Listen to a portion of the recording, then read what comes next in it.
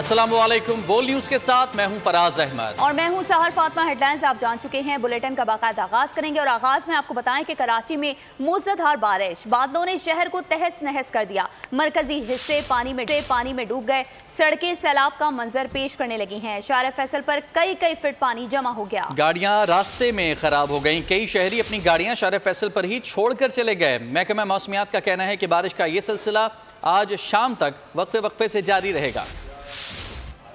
बारिश ने कराची को जल थल कर दिया। शहर के बेशतर इलाकों में बादल खुलकर बरसे। सड़कें पानी से भर गईं। शहर के मरकजी हिस्से में सड़कों पर 1 से 1.5 फीट तक पानी जमा हो गया। आई चंद्रीगढ़ रोड, MA जिन्ना रोड और गुलशन इकबाल की सड़कें तालाब का मंजर पेश करने लगी। सिविल अस्पताल में भी पानी दाखिल हो गया। मरीज और तीमारदारों को शदीद परेशानी का सामना करना पड़ा। सड़कों पर ट्रैफिक जैम हो गया। शहरियों की गाड़ियाँ और मोटरसाइकिलें बंद हो गयी। हादसात में कई अफराद जख्मी हो गए। महकमा मौसमियात का कहना है कि कराची में आज शाम तक बारिश का सिलसिला जारी रहेगा। और कराची में कहां कितनी बारिश हुई, महकमा मौसमियात ने अदाद-ओ-शुमार जारी कर दिए। बादल सबसे ज्यादा शार फैसल पर बरसे जहां 75 मिलीमीटर बारिश रिकॉर्ड की गई। सुरजानी में 63, किमाड़ी में 55, कायदाबाद में 52, एयरपोर्ट पर 51 मिलीमीटर बारिश रिकॉर्ड की गई। गुलशन हदीद में 50, मसरूर बेस पर 47 मिलीमीटर बारिश रिकॉर्ड की गई। कराची में बारिश से सबसे बड़ी शाहरा शार फैसल भी डूब गई। मेयर मुर्तज़ा वहाब की वालिदा के नाम से मंसूब फ्लाईओवर के करीब गाड़ियां आधी से ज़्यादा पानी में डूब गई हैं। कई गाड़ियां पानी के बायस बंद हो गईं। शहरी अपनी गाड़ियां शार फैसल पर ही छोड़कर घर चले गए। तो ये मनाजिर आपको दिखा रहे हैं शार फैसल के। कराची की सबसे बड़ी, सबसे मसरूफ तरीन शाहरा, मारूफ तरीन शाहरा शार फैसल, जिसे हाल ही में कंस्ट्रक्ट भी किया गया है। यहाँ की ये सूरत हाल है जहाँ गाड़ियां आधी से ज्यादा पानी में डूबी हुई हैं। मुर्तज़ा वहाब की वालिदा के नाम से मंसूब फ्लाईओवर के करीब के ये मनाजिर है जहां गाड़ियां आधी से ज्यादा पानी में डूबी हुई हैं। गाड़ियां पानी में तैर रही हैं और शहरी अपनी गाड़ियां इसी हालत में शार फैसल पर छोड़कर घर जाने पर मजबूर हो गए। शहर कायद के मुख्तलिफ हिस्सों में तेज बारिश के बायस 600 से ज्यादा फीडर्स हिफाजत के पेश नज़र बंद कर दिए गए। तर्जुमान के इलेक्ट्रिक ने कहा है कि के इलेक्ट्रिक का नेटवर्क मुस्तहकम है। शहर के 2100 फीडर्स में से करीब 600 फीडर्स हिफाजत के पेश नज़र बंद कर दिए गए हैं। आपको बता रहे हैं कि शहर कायद के मुख्तलिफ हिस्सों में तेज बारिश के बायस 600 से ज्यादा फीडर्स हिफाजत के पेश नज़र बंद कर दिए गए हैं। तर्जुमान के इलेक्ट्रिक ने कहा है कि इलेक्ट्रिक का नेटवर्क मुस्तहकम है। शहर के 2100 फीडर्स में से करीब 600 फीडर्स हिफाजत के पेश नज़र बंद कर दिए गए हैं। पाकिस्तान में आम इंतखाबात के बायस डाउ यूनिवर्सिटी में दाखिले के लिए इतवार को मुनक्किद एंट्री टेस्ट मुलतवी कर दिए गए हैं। कंट्रोलर एग्जामिनेशन डाउ यूनिवर्सिटी डॉक्टर फवाद शेख ने कहा है कि ओझा कैंपस में फॉर्म D और DPT के लिए एंट्री टेस्ट का शेड्यूल तब्दील किया गया है। डाउ यूनिवर्सिटी के मुलतवी एंट्री टेस्ट आम इंतखाबात के बाद मुनक्किद किए जाएंगे, जबकि एंट्री टेस्ट के लिए नई तारीख का ऐलान आइंदा हफ्ते किया जाएगा। तो दूसरी जानिब आपको बताएं कि जिन्ना इंटरनेशनल एयरपोर्ट पर फ्लाइट ऑपरेशन मामूल के मुताबिक जारी है। सिविल एविएशन अथॉरिटी का कहना है कि बारिश के बायस फ्लाइट ऑपरेशन मुअत्तल होने की इतलात दुरुस्त नहीं है। एयरपोर्ट पर लैंडिंग में मुआवनत फराहम करने वाले तमाम आलात मामूल के मुताबिक काम कर रहे हैं। कराची एयरपोर्ट की इमारत में कुछ जगहों पर पानी रिसने की रिपोर्ट्स को देखा जा रहा है। आपको बता रहे हैं कि जिन्ना इंटरनेशनल एयरपोर्ट पर फ्लाइट ऑपरेशन मामूल के मुताबिक जारी है और सिविल एविएशन अथॉरिटी का कहना है कि बारिश के बायस फ्लाइट ऑपरेशन मुअत्तल होने की इतलात दुरुस्त नहीं है, जबकि एयरपोर्ट पर लैंडिंग में मुआवनत फराहम करने वाले तमाम आलात मामूल के मुताबिक ही काम कर रहे हैं। कराची एयरपोर्ट की इमारत में कुछ जगहों पर पानी रिसने की रिपोर्ट्स को देखा जा रहा है। जिन्ना इंटरनेशनल एयरपोर्ट पर फ्लाइट ऑपरेशन मामूल के मुताबिक जारी है। सिविल एविएशन अथॉरिटी का कहना है कि बारिश के बायस फ्लाइट ऑपरेशन मुअत्तल होने की इतलात दुरुस्त नहीं है। एयरपोर्ट पर लैंडिंग में मुआवनत फराहम करने वाले तमाम आलात ही मामूल के मुताबिक काम कर रहे हैं, जबकि कराची एयरपोर्ट की इमारत में कुछ जगहों पर पानी रिसने की रिपोर्ट्स को देखा जा रहा है।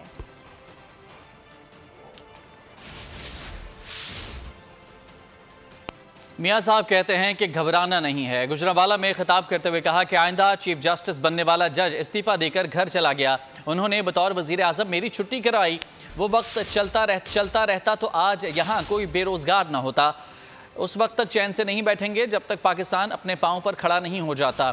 मुल्क की रोशनियाँ वापस लाएंगे, सड़कें बनाएंगे, GT रोड को भी मोटरवे बनाएंगे। देखो, घबराना नहीं है। अगर वो दौर रहता और मेरी छुट्टी ना कराई जाती, ये जज जो खुद इस्तीफा दे के जा रहे हैं आज, जो आइंदा चीफ जस्टिस बनने वाला जज था, वो इस्तीफा दे के घर चला गया। वो जज था जिसने मुझे सजा दिलवाई, बतौर वजीर आजम मेरी छुट्टी करवाई। अगर आज हमारी हुकूमत चलती रहती, उस वक्त कोई खलल ना पड़ता, यहाँ मजमे में कोई एक भी आदमी बेरोजगार ना होता। आज हम सब उस वक्त तक चैन से नहीं बैठेंगे जब तक कि पाकिस्तान अपने पाँव पर दोबारा खड़ा नहीं हो जाता, जब तक कि आपको एक बाइज्जत रोजगार नहीं मिल जाता, जब तक कि आपके घरों में रोशनी के चिराग नहीं डलते। नवाज शरीफ चैन से बैठने वाला नहीं है। इंशाल्लाह हम पाकिस्तान की रोशनियां वापस लाएंगे, बिजली सस्ती करेंगे हम इंशाल्लाह, ये मोटरवेज बनाएंगे, ये जीटी रोड को भी मोटरवे बनाएंगे इंशाल्लाह हम। ये शेर नहीं बिल्ली है, मैंडेट पर डाका डालने नहीं देंगे, धांधली बर्दाश्त नहीं करूंगा, खामोश नहीं बैठूंगा। बिलावल भुट्टो जरदारी का मीरपुर खास के जस्टिस से खिताब। कहा ये बुज़दिल चौथी बार वजीर आजम बनने के लिए निगरान हुकूमत पर दबाव डाल रहा है। मुतालबा कर रहा है कि ऐसी धांधली करें जैसे बानी पीटीआई के लिए की। वो चाहता है कि रावण में फॉर्म 45 और इलेक्शन नताइज पहुंचाए जाएं। ये शेर नहीं, ये बिल्ली है। हम इस बिल्ली का बंदोबस्त करते हैं। अगर वो समझता है कि वो मेरा मैंडेट पे डाका डाल सकता, तो मैं आराम से नहीं बैठूंगा। ये बुज़दिल है, ये डरपोक है, ये शख्स इतना खौफज़दा है कि वो आप हुकूमत के होते इस्तेमाल करके इंटरम हुकूमत में उन पे प्रेशर डाल रहे, मुतालबा कर रहा है कि उनके लिए ऐसा धांधली किया जाए जैसे माजी में खान साहब के लिए किया था। वो जोर डाल रहे हैं रायवंड में वो फॉर्म 45 और फॉर्म 47 पहुंचाए, चाहे पाकिस्तान के मईशत तबाह हो, चाहे पाकिस्तान को नुकसान पहुंचे। मियां साहब को फिक्र नहीं, उसने बस उस कुर्सी पर बैठना है। मैं उन सबको खबरदार करता हूँ कि होश का नाखून ले, वरना पाकिस्तान पीपल्स पार्टी के जियाला जानता है कि लड़ना कैसे। एक शख्स आया और कहा कि सब चोर हैं, सिर्फ वो फरिश्ता है। गुज़िश्ता हुकूमत ने नवाज शरीफ का एक मंसूबा खत्म किया। ट्रांसपेरेंसी इंटरनेशनल की रिपोर्ट है तहरीक इंसाफ के दौर में करप्शन बढ़ी। सदर मुस्लिम लीग नून शहबाज शरीफ का गुजरांवाला में खिताब। कहा आज दोबारा रिपोर्ट आई है कि नवाज शरीफ की क़यादत में इत्तेहादी हुकूमत ने करप्शन 7 पॉइंट्स कम की। नवाज शरीफ अपने दौर में करप्शन पर कारी ज़र्ब लगाता रहा। एक हुकूमत आई जिसने कहा ये सब चोर लुटेरे हैं, और वही एक फरिश्ता है। जो पिछली हुकूमत आई उसने नवाज शरीफ के एक मंसूबे को इंतहाई बेदर्दी से खत्म किया। ट्रांसपेरेंसी इंटरनेशनल जिसने पीटीआई का चेहरा उसको बिल्कुल पूरी दुनिया के सामने उसको बता दिया, आज फिर दोबारा ट्रांसपेरेंसी इंटरनेशनल की रिपोर्ट आई है परसों चौथ, और उसने कहा कि नवाज शरीफ की क़यादत में इस खादम की जो हुकूमत थी, 13 पार्टियों की हुकूमत, पीटीआई के दौर में जो करप्शन दोबारा 141 पे चली गई थी, इस एक साल में वो कम होकर 7 पॉइंट्स नीचे आई है। नवाज शरीफ ने तरक्की और खुशहाली के मंसूबों के साथ साथ करप्शन के ऊपर एक कारी ज़रब नवाज शरीफ लगाता रहा। तो दूसरी जानिब आपको बताएं कि पाकिस्तान का नुकसान करने वाली वायरल बीमारी हमेशा के लिए खत्म हो गई। गुजरांवालों आओ मिलकर इंतकाम की सियासत दफन करें, खिदमत की सियासत का आगाज करें। मुस्लिम लीग नून की चीफ ऑर्गेनाइजर मरियम नवाज ने गुजरांवाला में जलसे से खिताब में कहा कि मुल्क में आने वाली वायरल बीमारी को सबसे गुजरांवालों ने भगाया, मुश्किल वक्त में साथ नहीं छोड़ा। नवाज शरीफ ने 1 करोड़ नौकरियां और 50 लाख घर देने का वादा किया है, तो वो वादे पूरे भी करेंगे। मुल्क में कोई बेरोजगार नहीं रहेगा।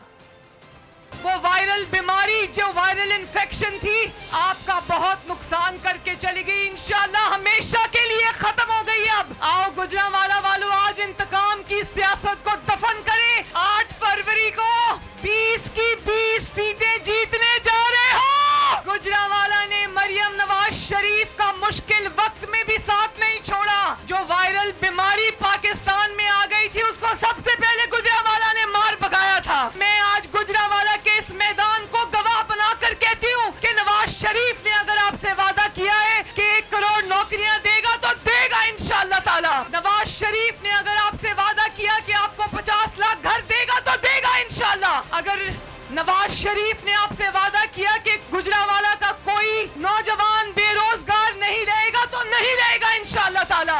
लाहौर हल्का NA 127 से उम्मीदवार लीगी रहनुमा अता तारड़ ने हल्के में पीपल्स पार्टी पर वोटों की खरीदो फरोख्त का इल्ज़ाम लगा दिया। अताउल्लाह तारड़ पीपल्स पार्टी के दफ्तर में साथियों समेत दाखिल हो गए। वोट की खरीदारी में मुलव्वस पीपल्स पार्टी के 2 अफराद को रंगे हाथों पकड़ने का दावा कर दिया। कहा शहरियों से मुक़द्दस किताबों पर हाथ रखवा कर वोट खरीदा जा रहा है। बोले पीपल्स पार्टी सिंध से पैसे लाकर अपने लाडले को यहाँ जितवाने के लिए खर्च कर रही है। टास्क का फायदा उठाकर ये घिनौने काम किए जाते हैं और बाकायदा पूरा एक सेटअप मौजूद है जो वोटों की खरीदारी में मुलव्वस है। निगरानी बराह रास्त बिलावल भुट्टो जरदारी साहब खुद करते हैं। आप हल्के में जाते नहीं हैं, आप अवाम को मिलते नहीं हैं, ना आपने कोई जलसे जुलूस किए हैं, तो फिर आप सिर्फ और सिर्फ पैसे के बलबूते पे बैठे हैं और पैसे के सहारे बैठे हैं कि किसी भी तरीके से कोशिश की जाए कि पैसे का इस्तेमाल उसको वोटों में जो है वो तब्दील किया जाए। सिंध की अवाम का ये हक था और ये उनसे छीना गया हक है। कोई पुरसाने हाल नहीं लोगों का, और ये पैसा लाहौर ला के तो एक लाडले बच्चे को MNA बनाने के लिए ये सारे ओछे हथकंडे इस्तेमाल किए जा रहे हैं। जो 3 लोग हमने आज वहां से पकड़े हैं, जिनको हमने थाने कोट लखपत के थाने में ट्रांसफर किया है, ये बाकायदा एक वहां पे गैंग चला रहे थे और वोटर्स को ला के वोटों की खरीदारी में मुलव्वस थे। उनको पुलिस के हवाले कर दिया गया है। तो साथ ही साथ आपको बताएं कि पाकिस्तान पीपल्स पार्टी ने भी नून लीग पर वोट खरीदने का इल्जाम आयद कर दिया है। शर्जील इनाम मेमन ने एक सहाफ़ी का ट्वीट शेयर किया जिसमें एक कमरे में चंद मर्दों और खवातीन को देखा जा सकता है। आवाज में सुना जा सकता है कि खवातीन 5-5 हज़ार रुपए लेकर अता तारड़ को वोट देने का हल्फ उठा रही हैं। मैं अगर देखती हूँ क्या आपका नाम क्या है?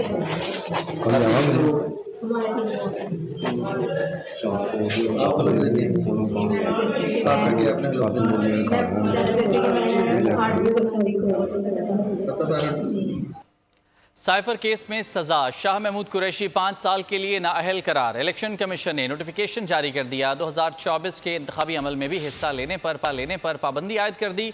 नोटिफिकेशन में कहा गया है कि ऑफिशियल सीक्रेट एक्ट के तहत कायम खुसूसी अदालत ने शाह महमूद कुरैशी को जुर्म का मुर्तकिब करार दिया।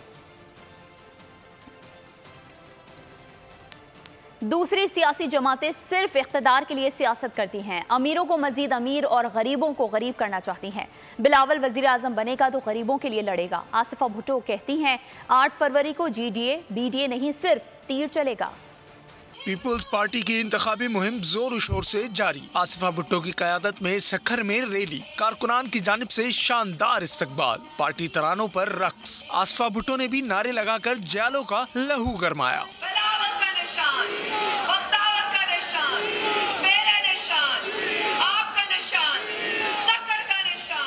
रैली के शुरा से खिताब में आसिफा भुट्टो का कहना था कि दूसरी जमातों को सिर्फ इक़्तिदार का लालच है।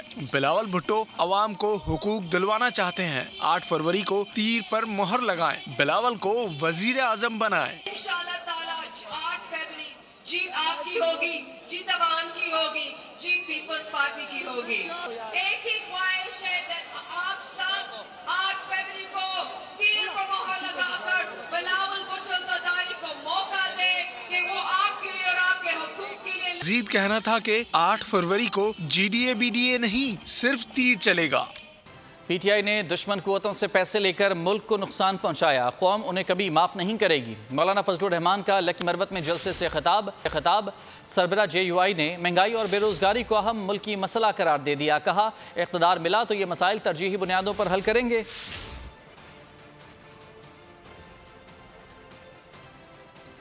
मुल्क के मसाइल की वजह हुक्मरान सियासी जमातें हैं। मुल्क आगे ले जाने के लिए सियासी अफाम तफहीम नागुज़ीर है। शफाफ इलेक्शन के बायस ही मुश्तरका लाए अमल पर इत्तेफाक मुमकिन होगा। अमीर जमात इस्लामी सिराजुल हक ने गैर मुल्की मीडिया को इंटरव्यू में कहा कि अफगानिस्तान, ईरान, पाकिस्तान बातचीत से खित्ते में अमन ला सकते हैं।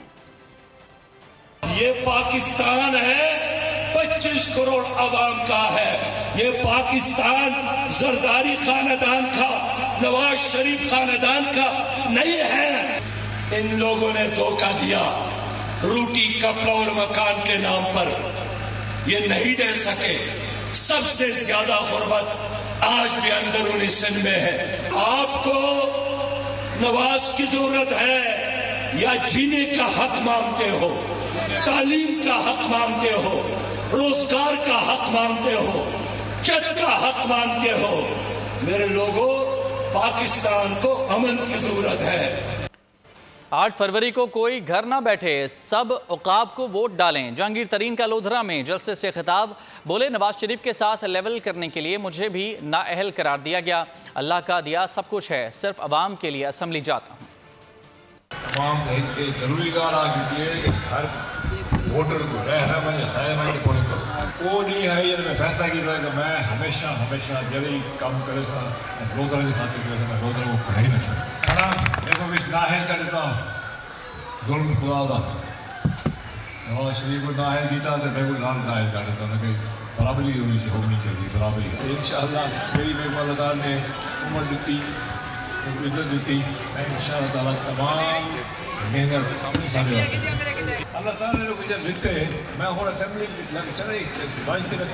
आगे बढ़ेंगे और आपको बताएं कि बानी पीटीआई पर एक और जुर्म साबित हो गया। गैर कानूनी अमल से खुशो खुर्रम खानदान को तबाह बर्बाद किया गया। बुशरा बीबी से दौरान इद्दत निकाह केस का फैसला सुना दिया गया। बानी पीटीआई और बुशरा बीबी को 7 साल कैद की सजा सुना दी गई।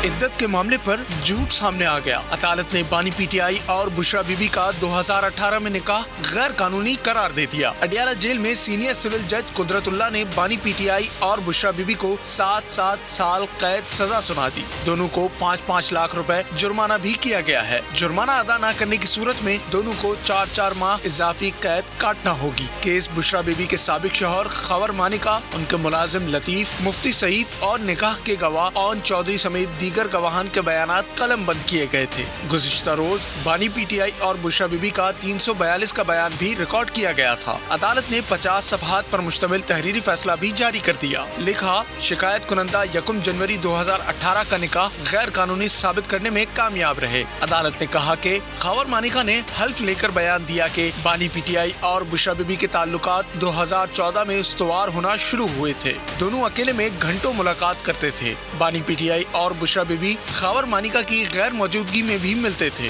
फैसले में लिखा गया कि बानी पीटीआई और बुशरा बीबी ने निकाह से पहले रवाबित होने की नफी नहीं की। दोनों ने रवाबित को तस्लीम किया, सिर्फ नाजायज ताल्लुकात से इनकार किया। दौरान इद्दत निकाह केस बयानात में तजादात थे। कानूनी माहिरीन और तजियाकारों की बोल से बातचीत। हाफिज एहसान अहमद और अब्दुल्ला गुल ने फैसले को बिल्कुल सही करार दे दिया। दौरान इद्दत निकाह केस पर मुख्तलिफ तजियाकारों का बोल न्यूज पर तबसरा। माहिर कानून हाफिज एहसान अहमद ने अपने माहिराना तजिये में कहा कि अगर समात के दौरान कानूनी असूलों की खिलाफ वर्जी हुई है तो इस पर हाई कोर्ट्स फेयर ट्रायल के मामलात को देख सकती है। शरीयत और सिविल कानून में 90 रोज में तलाक का तरीक़ेकार मौजूद है। अगर किसी औरत को तलाक दी जाती है या उसका एक हस्बैंड फौत हो जाता है तो उसको इद्दत का गुजारना जो है वो जरूरी है। और अगर तलाक दी जाती है तो उसका प्रोसेस जो है वो 3 यानी कि मेंस्ट्रुएशन पीरियड है और या 3 माह है जो 90 दिन बनते हैं। और उसकी बेशुमार जो है वो इस्लामिक रीजंस भी हैं, इसके अंदर सोसाइटी के मैटर्स भी हैं। तजियाकार अब्दुल्ला गुल ने कहा कि मुफ्ती सईद का 2 बार निकाह पढ़ाना बजाते खुद एक तरह का जुर्म था। इस्लामी शरीयत के असूल हैं जिसके अंदर दुर्रों की सजा है, वो भी जो है वो साथ देनी चाहिए। ये कोई पाकिस्तान है, ये मशरकी रवायात को भी जो है वो भंबोड़ के रख दिया गया और इस्लामी जो असूल हैं उनका भी जो है वो कत्लेआम किया गया। सदाकत और अमानत के असूलों को जो है वो बिल्कुल जो है रौंद के रख दिया गया। अब्दुल्ला गुल का कहना था कि फैसलों पर असरअंदाज होना भी जुर्म है, इसकी माफी नहीं बनती। साइफर केस संजीदा केस है तो शखाना से भी अहम केस है। फॉरेन फंडिंग केस का तो अभी कुछ नहीं हुआ।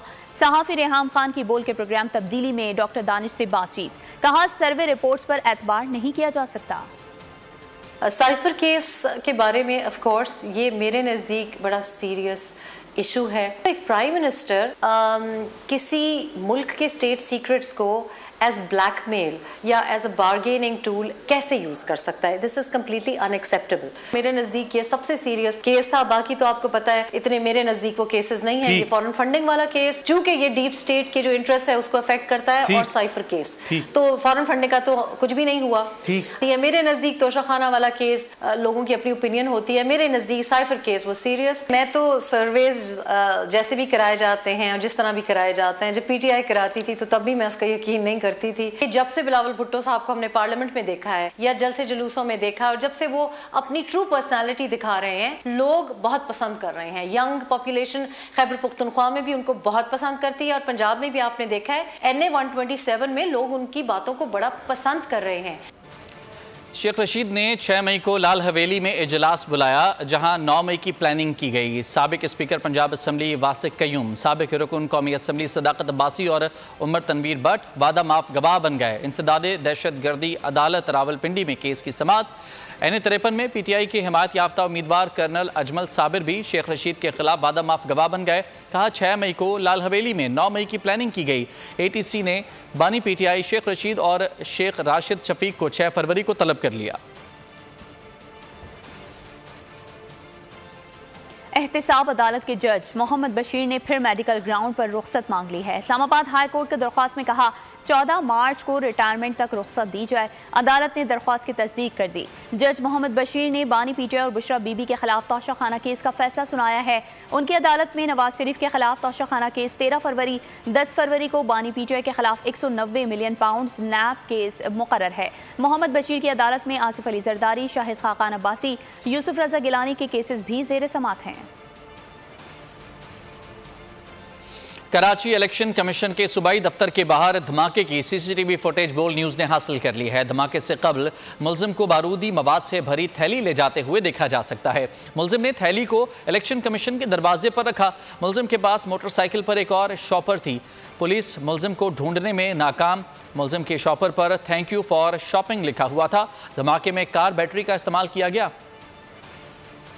लाड़काना के अलाहाबाद महल्ले में पीपल्स पार्टी की कॉर्नर मीटिंग के दौरान फायरिंग का वाकया। पीपल्स पार्टी का ओहदेदार जावेद फाजिल पाँव में गोली लगने से जख्मी हो गया। कॉर्नर मीटिंग से 100 मीटर दूर 22 बोर पिस्टल के 3 खौल मिले हैं। पुलिस ने वाकये की तहकीकात शुरू कर दी है। कॉर्नर मीटिंग हल्का PS 12 लाड़काना में पीपल्स पार्टी के उम्मीदवार सुहेल अनवर सियाल के लिए मुकामी कारकुन सलीम सोमरो की जानिब से मुनक़िद की गई थी। पाक फौज और FC ने तुरबत के सैलाब ज़दा इलाके सामी में कामयाब रेस्क्यू ऑपरेशन करके शहरियों को महफूज मकाम पर मुंतकिल किया। तिब्बी इमदाद और ज़रूरी अद्वियात भी फराहम। इलाका मकीनों ने पाक फौज और FC के बरवक्त इक़दामात पर खुशी का इजहार किया। पाक फौज और FC के जवान मुसीबत में फंसे अफराद के लिए मसीहा बन गए। तुरबत में सैलाब के बाद इलाका मकीन मुश्किल सूरत हाल में फंस गए थे, जिस पर पाक फौज ने सैलाब में फंसे 9 शहरियों के इनखला का बर वक्त फैसला किया और 3 फरवरी को पाक फौज के हेलीकॉप्टर और फ्रंटियर कोर के दस्तों ने तुरबत के सैलाब ज़दा इलाके सामी में कामयाब रेस्क्यू और रिलीफ ऑपरेशन किया। ऑपरेशन का मकसद सैलाब से मुतासरा इलाके में फंसे हुए बच्चों समेत 9 अफराद को निकालना था। तमाम अफराद को करीबी FC के कैंप में बर तिब्बी इमदाद और जरूरी अद्वियात फराहम की गयी। इलाका मकीनों ने पाक फौज और FC के बर वक्त इक़दामात पर खुशी का इजहार किया। मुसल्लह अफवाज कुदरती आफात में लोगों की हिफाजत को यकीनी बनाते हुए किसी भी उभरते हुए चैलेंज का जवाब देने के लिए चौकस है। तो उधर बलूचिस्तान में कलात के इलाके मंगोचर में JUI फजलुर रहमान ग्रुप के इंतखाबी दफ्तर के बाहर दस्ती बम धमाका हुआ। लेवीज हुकाम के मुताबिक दस्ती बम हमले में जानी नुकसान नहीं हुआ। गुज़िश्ता रोज भी बलूचिस्तान के मुतादिद मुकामात पर बम हमले हुए थे। कराची को पोलियो की लानत से निजात न मिल सकी। शहर के 7 अजला के लिए गए सीवरेज के 11 नमूनों में पोलियो वायरस की तस्दीक हुई। सबसे ज़्यादा डिस्ट्रिक्ट ईस्ट में 3 नमूनों में पोलियो वायरस पाया गया। ज़िला जनूबी और किमाड़ी के 2-2 नमूनों में वायरस की तस्दीक हुई। ज़िला बस्ती, कोरंगी और मलीर के 1-1 नमूने में वायरस की तस्दीक हुई है। और अब गजा की ताज़ा तरीन सूरत हाल की बात करें तो इसराइली फ़ौज की जानिब से गजा में फ़लस्तीनियों का बदतरीन कत्ल रुक ना सका। सेहोनी फ़ौज के ताज़ा हमलों में 100 से ज़्यादा फ़लस्तीनी शहीद हो गए। इसराइल ने हमलों में इंसानी आबादी के अलावा अस्पतालों को भी निशाना बना डाला। फलस्तीन में काबिज इसराइली फौज की बर्बरियत थम न सकी। हर सू बेगुनाहों का खून, मासूम बच्चों की चीखो पुकार है। इसराइली फौज के जुल्म और जबर के बावजूद फलस्तीनी अवाम का जज्बा भी दीदनी है, जो हालत जंग में रहते हुए भी जिंदगी गुजार रहे हैं। फलस्तीन में खुराक की किल्लत और वबाई अमराज तो पहले ही मौजूद है, लेकिन इसराइली फौज के अस्पतालों पर हमलों के बाइस इलाज मालजे की सूरत हाल भी अबतर है। बीमारियों और जख्मियों के लिए अद्वियात नहीं, जबकि ऑक्सीजन की शदीद किल्लत हो गई है। खान यूनुस में हमलों से तबाह घर और पनाह गुज़ीन कैंप से मजमूई तौर पर 26 लाशें बरामद हुई। फलस्तीनी वजारत सेहत के मुताबिक 24 घंटों के दौरान इसराइली हमलों में 100 से जायद फलस्तीनी शहीद जबकि 150 से जायद जख्मी हो गए। अक्टूबर से जारी इसराइली हमलों में शहीद फलस्तीनियों की तादाद 27,300 के करीब पहुँच गयी, जबकि 70,000 से जायद जख्मी है। अक़वाम मुत्तहिदा ने इसराइली हमलों के बाइस गजा के 80% से जायद आबादी की नकल मकानी की तस्दीक कर दी। उधर जर्मन वजीर खारजा ने अपने बयान में कहा कि रफा के महफूज जोन में इसराइली फौजी ऑपरेशन का कोई जवाज नहीं। भारत की जानिब से दीगर मुमालिक के दाखिली उमूर में मुदाखलत का एक और सबूत सामने आया। कनाडा के टॉप इंटेलिजेंस इदारे ने भारत की मुदाखलत बेनकाब कर दी है। कहा कि भारत की तरफ से कनाडा के इंतखाबात में मुदाखलत के सबूत मौजूद हैं, जिस पर कनाडा का फेडरल कमीशन ऑफ इंक्वायरी जायजा लेगा। सितंबर 2023 में खालिस्तानी रहनुमा हरदीप सिंह नजर के कत्ल के बाद से भारत और कनाडा के ताल्लुकात शदीद गिरावट का शिकार हैं। मईशत के शोबे में इस्लाहात की गई हैं। कई ऐसे काम किए गए जिससे बरामदात के मौके मार्केट बढ़ेगी। निगरान वज़ीर ख़जाना शमशाद अख्तर ने कहा कि SIFC और निगरान हुकूमत ने मिलकर माशी इस्तेहकाम के लिए काम किए। तिजारती खसारे में कमी आ रही है। मुल्की बरामदात में 27% इजाफा हुआ है। बेहतर इक़दामात से डॉलर की कदर में कमी हुई। निगरान हुकूमत आई तो एक्सचेंज रेट का मसला सबसे बड़ा था। Together, not only the civil government but also with the SIFC, and that has been the source of the strength, and it has given us the courage to do what we have done up till now. The issue related to the exchange rate, आपको पता होगा कि it had almost hit over 230 plus. We were obligated to make sure that we don't intervene in the market, but all huge amount of currency smuggling alongside and cross border. I was just checking the exchange rate for yesterday.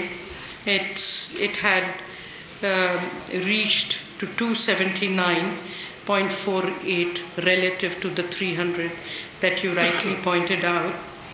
और खबर दें आपको कि नुमाइंदा खुसूसी बराए बैनुल मज़ाहिब हम आहंगी हाफिज़ ताहिर अशरफी के लिए चर्च ऑफ पाकिस्तान की जानिब से अमन और बैनुल मज़ाहिब हम आहंगी के फ़रोग़ के लिए किरदार के एतराफ़ में अवार्ड पेश किया गया।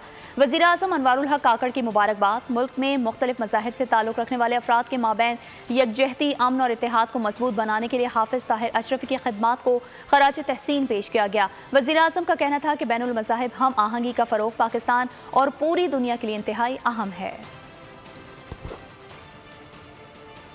और खेलों की दुनिया से खबर शामिल करते हैं। बांग्लादेश को शिकस्त देकर पाकिस्तान सेमीफाइनल में पहुंच गया। जनूबी अफ्रीकी शहर बेनोनी में खेले गए सुपर 6 मरहले के इस मैच में पाकिस्तान अंडर 19 टीम पहले बैटिंग करते हुए 155 रन पर ऑल आउट हो गई। बांग्लादेशी टीम हदफ के ताक़ुब में 35.5 ओवर्स में 150 रन बनाकर ऑल आउट हो गई।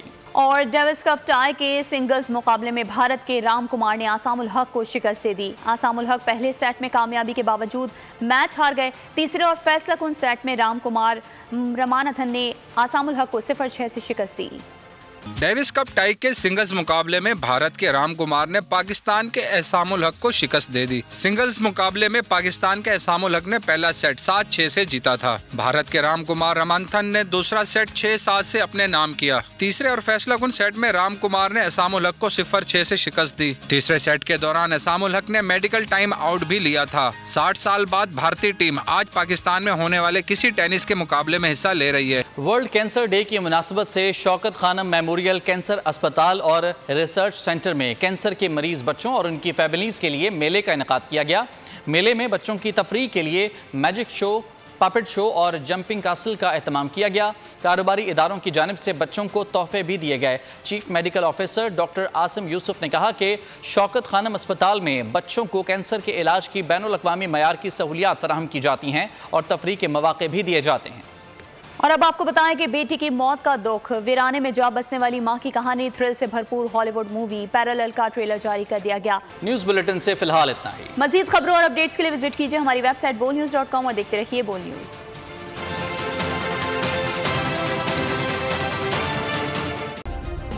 सब्सक्राइब करें और बेल दबाएं ताकि कोई खबर रह न जाए।